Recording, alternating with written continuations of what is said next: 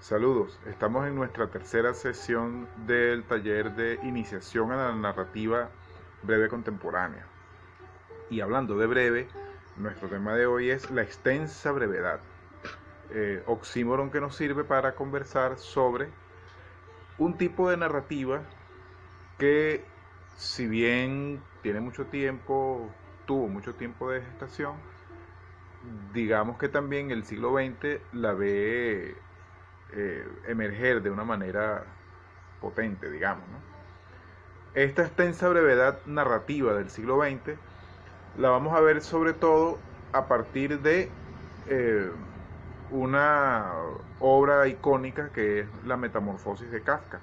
Pero por supuesto, para llegar a la Metamorfosis de Kafka debemos hablar sobre, o sea, debemos tomar en cuenta, mejor dicho, ese molde forjado para el cuento que hizo Edgar Allan Poe y ese molde forjador que termina diseñando Quiroga para el cuento. Lo interesante de ese molde es cómo se sale del molde. Y cómo se sale del molde es a lo que nos remite la evolución de esto que llamamos noveleta.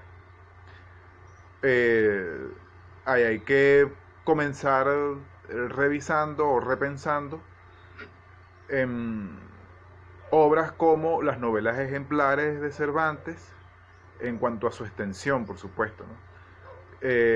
Esas estructuras internas de obras como el Decamerón de Giovanni Boccaccio, que recordemos que se llama Los Cuentos del Decamerón.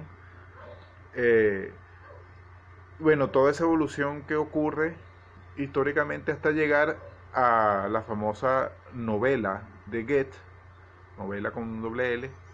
Eh, y bueno, para hacer una revisión, digamos, puntual de toda esta evolución, nos vamos a apoyar mucho en una lectura que está dentro de de la compilación que es nuestra Biblia de este taller, de Carlos Pacheco y Luis Verdera Linares, que es la revisión de términos que hace Gerald Gillespie sobre noveleta, novela corta, em, para, digamos, evaluar qué es lo que existe en esa gruesa línea. No dice línea y piensa en algo delgado, pero esto es una gruesa línea, como un marco grueso, eh, digamos, indefinido, borroso, eh, difuminado, que abarca lo que se narra, lo que se puede narrar entre 50 y 90 páginas. ¿Por qué? Porque sabemos por esos moldes creados por y para el cuento que lo que está por debajo de 50 páginas es un cuento y lo que está por encima de 90 o 100 páginas es una novela. Pero ¿qué ocurre entre 50 y 90 páginas? ¿Qué se puede relatar?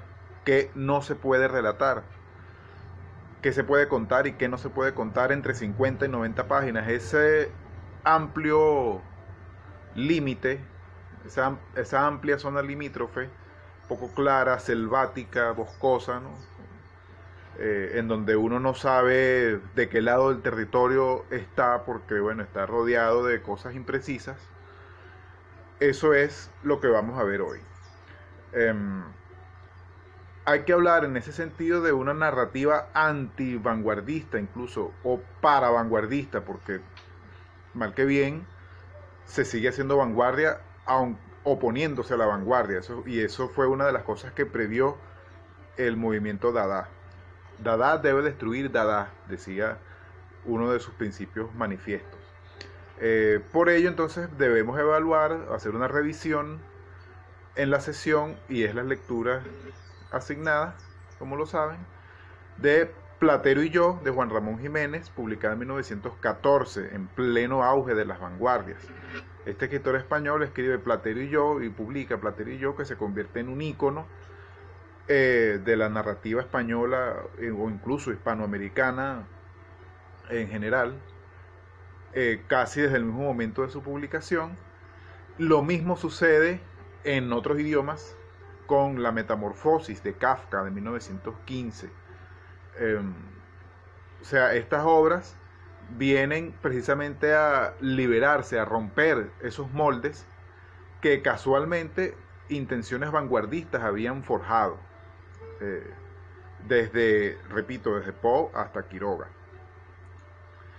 Pero luego más adelante vemos que pasan todas las vanguardias, ¿verdad? Pasan estas obras anti o para vanguardistas, es decir, pasa el tiempo y en 1943 aparece otro ícono inmediato de la narrativa extensamente breve o brevemente extensa, que es ese súper clásico conocido como El Principito de Antoine de Saint-Exupéry. Eh, todos estos relatos tienen vamos a ver por qué llamamos relato a esto, ¿no? Porque no son ni cuentos, ni son novelas, entonces el término noveleta o nouvelle es un género sin nombre, ¿no? Y es una de las cosas que vamos a conversar en esta sesión. Entonces El Principito de Saint-Exupéry sale publicado en 1943.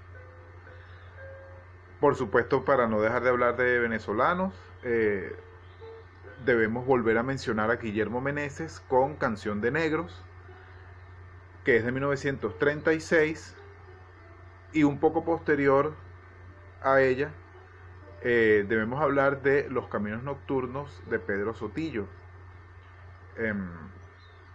Entonces, bien, ¿cuáles son las bibliografías recomendadas? Bueno, por supuesto, como ya saben, El Principito, este es mi versión mi edición del Principito que tengo desde niño.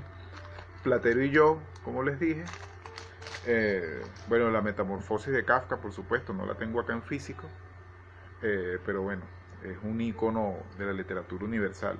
Recuerden que seguimos casados con esto. Dentro de este libro está el ensayo de Gillespie,